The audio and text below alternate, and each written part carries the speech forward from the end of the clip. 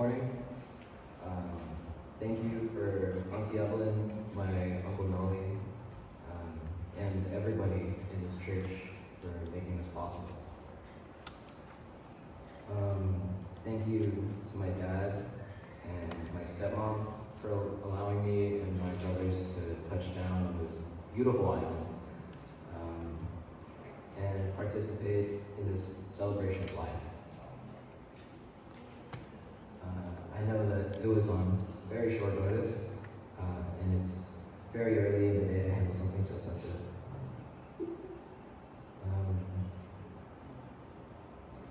I know that my mom would have loved to see each and every person here today, and by extension, I'm grateful for the crowd she's amassed.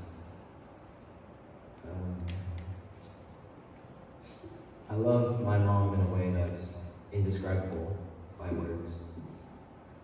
She built the foundation of who I am today. She built my love for graphite strokes on fresh paper. She built my appreciation for colors, for vibrancy, and experimentation on canvas and in life. She built my appreciation for pots and pans, elegant cuisine mixed with cornbread muffins and bags of dried parmesan. She was dedicated, no doubt. Almost every move she made, every way she turned, and every word she said was done in honor of her kids, her loved ones, and those closest to her. My mother was a strong woman, the strongest I've ever seen. She's persevered through countless tragedies before, and I hope that one day I can display the amount of patience, determination, and dedication she had for the family she so tirelessly built. I think the most beautiful part about her was that to her, I was never just her son. One day, I could be Nick. The next, I'd be Nikki. Then the next, I'd be Alfalfa in her eyes. She always loved those types of movies. Ones that showcase the beauty and the innocence of youth. Narnia, Pirates of the Caribbean, and Strawberry Shortcake were some that I remember would look constantly on her broken living room TV.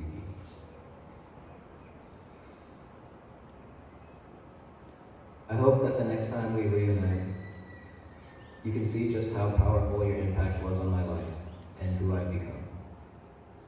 I hope that I show up not just as your son, Nikki, or even Alfalfa, but just as Nick, the person who has respected, cherished, and loved you as deeply as I do. Thank you so much for teaching me about life, about my life, who I am, and what I love. Thank you for always taking care of me, my brothers, and my father.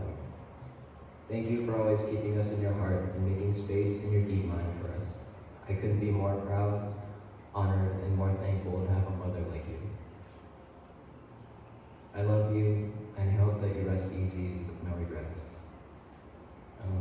I'll be transitioning to my younger brother, Noah, to share his reflection on our life. Thank you.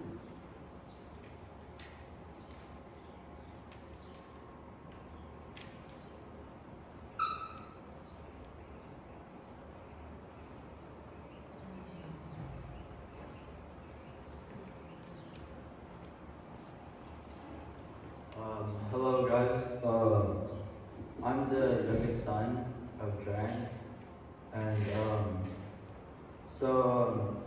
my mom was a great person. In fact, she was a very creative person. Throughout my childhood, I always remember my mom and her sewing machine and her ability to craft new clothing. She would always make me and my brother Nicholas try on her clothing that she made, but we really didn't want to because it was usually a dress made for women. Her ability to craft clothing was not left in vain. My brother Nicholas, inspired by my mother, has pursued his whole future career to signify my mother's talent. To my brother Nick, I wanted to say that he can do this, and I also wanted to say, I remember how much of an artist he was. In first grade, I had an art project where I chose to draw a polar bear because it was my favorite animal.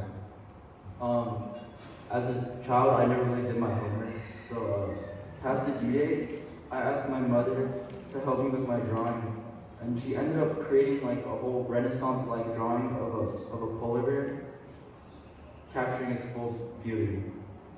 Although my classmates and my teacher definitely knew I didn't draw it, it showed how creative my mother was, and also how dedicated she was to be a mother to me. I also want to further talk about how much of a strong mother she was to me and her two other sons.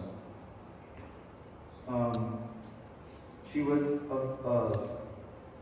a fighter, a very stubborn one, but for me, I believe she was stubborn in a good way. Stubborn in order to take care of her three children, Nicholas, Alfonso, and me. She was stubborn to fight for what she believed will protect us, and stubborn to make us happy. I cried lots after my father and her divorced, and then she was sent to Hawaii to hopefully receive help from my uncle Noli and auntie Evelyn, who I thank very much. Since then, for almost 10 years, I've missed her dearly. Although she has passed, I'm really glad she's resting in a safe place and a place where she is not hurting me. If my mother can hear me, Mom, I love you and I will see you in heaven. That is all I have to say, as I cannot fully capture her thousands of stories where she has been such a great person to all of you guys and to me. I hope all of you can view her as the great mother she was. I want to say thank you to my Uncle Noli and Auntie Evelyn for taking care of my mother and the reason why I'm here speaking today.